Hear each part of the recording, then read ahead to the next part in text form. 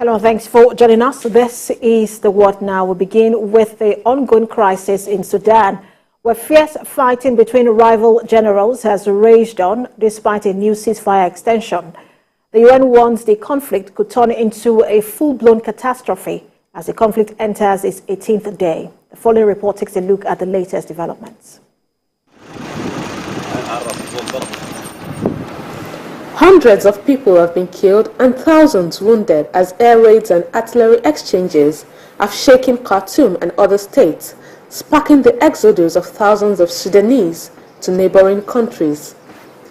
Beyond Khartoum, lawlessness has engulfed the West Darfur state's capital, El Geneini, where at least 96 people have been reportedly killed since the start of the fighting.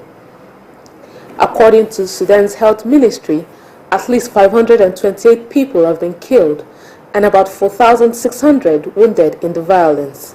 The United Nations Refugee Agency says it was bracing for the possibility that more than 800,000 people may flee the fighting in Sudan for neighboring countries.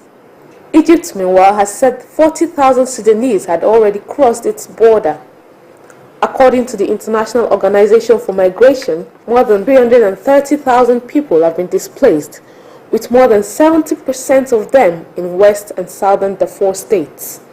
Russia's armed forces have evacuated more than 200 people from Sudan on Tuesday on 4 military transport planes.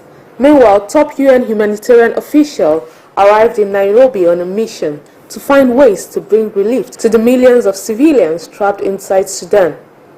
Kenyan President William Ruto said the conflict had reached catastrophic levels, with the warring generals declining to heed the calls by the Intergovernmental Authority on Development, the African Union and the international community to cease fire.